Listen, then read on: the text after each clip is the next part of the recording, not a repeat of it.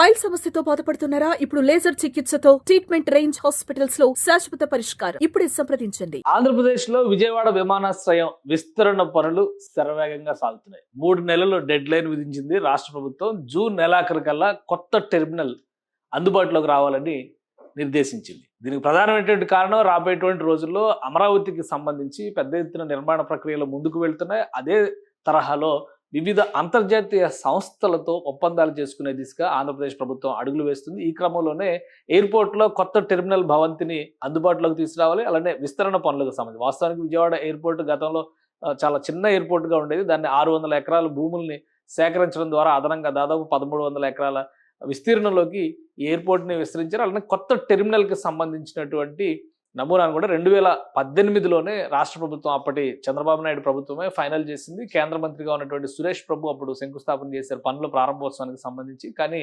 2019లో ఇవన్నీ కూడా అటకెక్కేసినటువంటి పరిస్థితి. తర్వాత 2023లో మళ్ళీ ఈ పనులు ప్రారంభం జరిగింది. అప్పుడు ఉన్నటువంటి అవసరాలకు తగ్గట్టుగా రీడిజైనింగ్ చేశారు.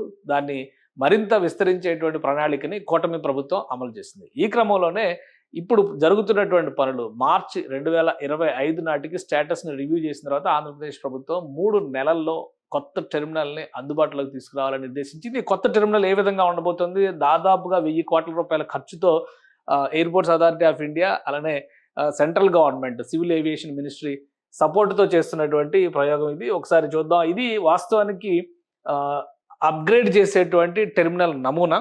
గతంలో ఫైనల్ చేసినటువంటి నమూనా. అంటే ఇది 2018 ఆ సమయంలో అనుకున్నారు. కాకపోతే 2023లో జగన్మోహన్ రెడ్డి గారు ప్రభుత్వం వచ్చిన తర్వాత 2-3 ఏళ్ళు ఆగిపోయింది. ఆ తర్వాత ఈ పనులు మొదలైనవి. ఇప్పుడు ఉన్నటువంటి నిర్మాణ దశని కనుక గమనించి చూస్తే సివిల్ వర్క్స్ దాదాపుగా కంప్లీట్ అయినాయి. దీనిలో పూర్తి స్థాయిలో ఇక్కడ నిర్మాణ ప్రక్రియ కంప్లీట్ అయిపోతుంది కాబట్టి ఇంటీరియర్ వర్క్స్ కూడా మొదలు పెట్టేశారు. అందుకనే 3 నెలల గడువును మాత్రమే విధించారు. ఇవన్నీ కూడా ఒక 6 అప్రోచ్ ఫ్లైఓవర్స్ కూడా దీనికి ఏర్పాటు చేస్తున్నారు. మామూలుగా అయితే ఇందాక దృశ్యాల్లో మీరు చూసింది పాత టెర్మినల్, కేవలం ఒక పెద్ద బస్ స్టాండ్ తరహాలో కనిపించేటువంటి టెర్మినల్ విజయవాడలో ఉంటుంది. ఇప్పుడు దాన్ని 2 స్టెప్స్ టెర్మినల్గా మారుస్తున్నారు. అంటే పైనుంచి వెళ్ళేటువంటివి, కింద నుంచి డిపార్చర్కి సంబంధించినవన్నీ కూడా కింద నుంచి అరైవల్ ఒక సైడ్, డిపార్చర్ ఒక సైడ్ ప్లాన్ చేశారు. దీని డిజైన్స్లో కూడా కొన్ని మార్పులు చేసింది రాష్ట్ర ప్రభుత్వం, కూటమి ప్రభుత్వం అధికారంలోకి వచ్చిన. ఇది లోపల ఇంటర్నల్ వర్క్స్. ఇవి మార్చి 2025 నాటికి స్టేటస్ ఇది గమనించాలి. లోపల నుంచి కూడా పనులు చేయడం ప్రారంభించేసింది కాంట్రాక్ట్ సంస్థ. సో ఇది కొత్త టెర్మినల్ డిజైన్. ఇది లోపల సైడ్ నుంచి ఉండేటువంటి వ్యూ. వాస్తవానికి దీనికి సంబంధించినటువంటి కాంట్రాక్ట్ సంస్థలకి గతంలో ఇచ్చినటువంటి అగ్రిమెంట్ ప్రకారం ఈ డిజైన్ని ఫైనల్ చేయాలని చెప్పని అనుకున్నారు. అయితే దీనిలో కూడా అనేక మార్పులు తీసుకొచ్చారు. ఇది డిజైన్ టెర్మినల్స్కి సంబంధించినటువంటి నమూనా చిత్రాలు ఇవి. ఇంటర్నల్ డిజైన్స్లో పెద్దగా మార్పు ఉండకపోవచ్చు. అందుకనే ఇంటీరియర్ వర్క్స్ అన్ని కూడా మొదలు పెట్టేశారు. ఈ తరహాలోనే ఈ పనులన్నీ కూడా ముందుకు వెళ్తే ఇంటర్నల్ లోపల ఉండేటువంటిది. కానీ ఎక్స్టీరియర్స్లో మాత్రం చాలా చేంజెస్ తీసుకురావాలని చెప్పని అధికారంలోకి వచ్చిన వెంటనే కూటమి ప్రభుత్వం నిర్ణయం తీసుకొచ్చింది. అందులో భాగంగానే ఇది ఎక్స్టర్నల్ టెర్మినల్. ఇప్పుడు కనిపిస్తున్నటువంటి కొత్త టెర్మినల్ ఈ విధంగా రూపాంతరం చెందింది. ఫైనల్ ఫినిషింగ్ అయ్యేసరికి, ఇప్పుడు మనం సివిల్ వర్క్స్ చూసాం కదా, ఫైనల్ ఫినిషింగ్ అయ్యేసరికి ఆంధ్రప్రదేశ్ సాంస్కృతిక నృత్యంగా చెప్పుకునేటువంటి కూచిపూడి నమూనా అలానే కొండపల్లి బొమ్మలకు సంబంధించినటువంటి డిజైన్స్తో ఈ టెర్మినల్ని అప్గ్రేడ్ చేయాలని చెప్పని డిసైడ్ చేశారు. ఈ టెర్మినల్కి సంబంధించినటువంటి డిజైన్ ఇది 2 స్టెప్ ఇది వచ్చేటువంటిది. పైనుంచి ఏమో అరైవల్కి వెళ్ళేటువంటి వాహనాలకు సంబంధించి, ఇది డిపార్చర్కి అనమాట. డిపార్చర్కి సంబంధించిందేమో కింది నుంచి ఇచ్చేటువంటి ఇవి.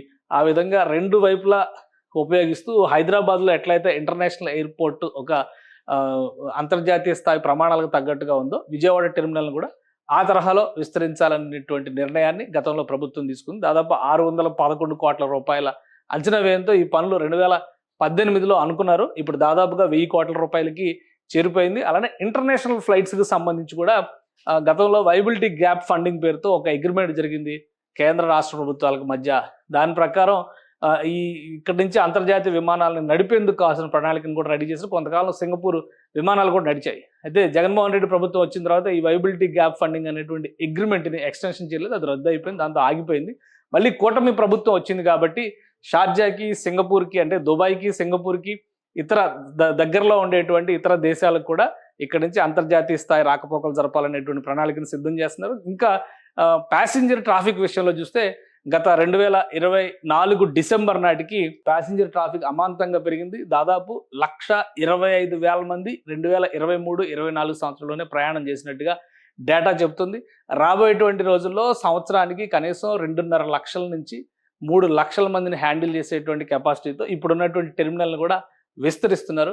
సో ఈ ప్రణాళికలన్నీ కూడా అమలు చేసి వీలైనంత వేగంగా అందుబాటులోకి తీసుకురావాలి. అది కూడా జూన్ నెలాఖరు కల్లా ఈ వర్క్స్ అన్ని కంప్లీట్ చేసి కొత్త టెర్మినల్ని అందుబాటులోకి తీసుకురావాలని రాష్ట్ర ప్రభుత్వం ఒక దిశానిర్దేశం చేసింది. ఆ దిశగా కాంట్రాక్ట్ సంస్థలు, అలానే ఏవియేషన్ అథారిటీ అధికారులు, రాష్ట్ర ప్రభుత్వానికి సంబంధించినటువంటి డిపార్ట్మెంట్ సిబ్బంది వీళ్ళందరూ కూడా సమన్వయంతో పనిచేస్తున్నారు.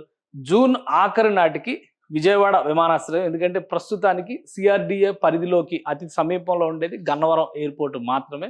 విజయవాడకి అమరావతికి రాకపోకలన్నీ కూడా గన్నవరం ఎయిర్పోర్ట్ నుంచే జరుగుతాయి. గన్నవరం ఎయిర్పోర్ట్ నుంచి అమరావతిలోకి నేరుగా వెస్ట్ బైపాస్ని కూడా ప్రారంభించే దిశగా ప్రభుత్వం అడుగులు వేస్తుంది. జూన్ మాసంలోనే వెస్ట్ బైపాస్ని కూడా ప్రారంభించారు. ఎందుకంటే గన్నవరం ఎయిర్పోర్ట్ దగ్గర కారు ఎక్కితే నేరుగా కృష్ణానది పై నుంచి వెస్ట్ బైపాస్ రోడ్డు మీద నుంచి వెంకటాయపాలెంలో అమరావతిలో అడుగు పెట్టడానికి అవకాశం ఉంటుంది. నేరుగా వెలగపూడి సెక్రటేరియట్కి వెళ్ళడానికి ఒకటే దారి ఉంటుంది. విజయవాడ నగరంలోంచి ట్రాఫిక్ రద్దీలోంచి వెళ్లాల్సినటువంటి అవసరం ఉండదు. కాబట్టి వెస్ట్ బైపాస్ ప్రారంభోత్సవం సమయానికి కొత్త టెర్మినల్ కూడా అందుబాటులోకి రావాలని ఆంధ్రప్రదేశ్ ప్రభుత్వం కసరత్తు చేస్తోంది. ఆ దిశగా యంత్రాంగాన్ని సమాయత్తపరుస్తోంది. సుమన్ టీవీలో మీ పర్సనల్ అండ్ బిజినెస్ ప్రమోషన్స్ కోసం కింది నెంబర్కి కాంటాక్ట్ చేయండి.